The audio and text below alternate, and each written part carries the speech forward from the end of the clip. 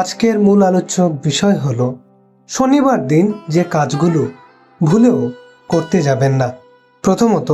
প্রথমেই বলছি, শনি নামটি ভয়ের নয়, বরং শনি নামটি ভরসার।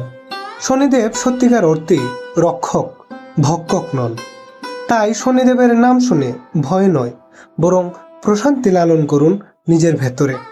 দ্বিতীয়, শনিবার দিন পারলে প্রাতঃস্নান সেরে খুব ভোরে শ্রীহরির আরাধনায় রত হন, কেননা শনিদেবের প্রিয় হলেন শ্রীহরি।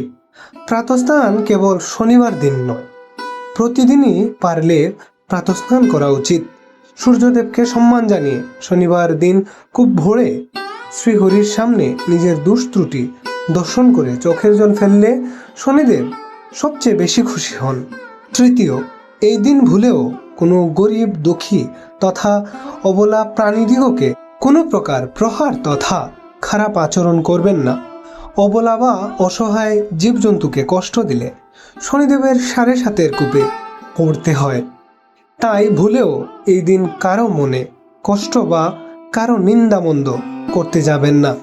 চতুর্থ, শনিবার দিন নিজের সাধ্য বা সামর্থ্য অনুযায়ী ভিক্ষুককে ভিক্ষা প্রদান করুন, অনাহারীকে আহার দিন, অসহায়কে সহায়তার হাত বাড়ান। তাদের মনের যে আশীর্বাদ, তা থেকে শনিদেব হবেন তুষ্ট, আর জীবনের পথটাও চলতে সহজ হবে। পঞ্চম, শনিবার দিন দ্বারকাক বা কাককে যদি খাবার খাওয়ানো যায়, তাতে নাকি পিতৃদেবগণ সব থেকে খুশি হন, আর পিতৃদেবগণের আশীর্বাদে শনিদেবেরও আশীর্বাদ যুক্ত হয়।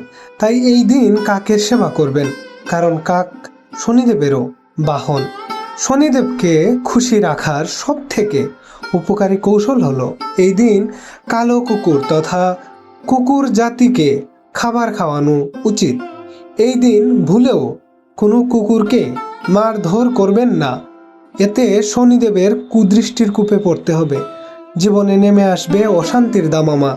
তাই নিজে সুখে থাকতে হলে অন্যদের সুখে রাখতে শিখুন, তাহলেই শনিদেবের আশীর্বাদ এবং সুদৃষ্টি আপনার উপর বর্ষিত হবে। যদি ভিডিওটি আপনার ভক্তি বর্ধনকারিণী হয়ে থাকে, তাহলে অবশ্যই চ্যানেলটিকে সাবস্ক্রাইব করে আর এমন নতুন ভিডিওগুলো তৈরিতে আমাদের উৎসাহ প্রদান করুন।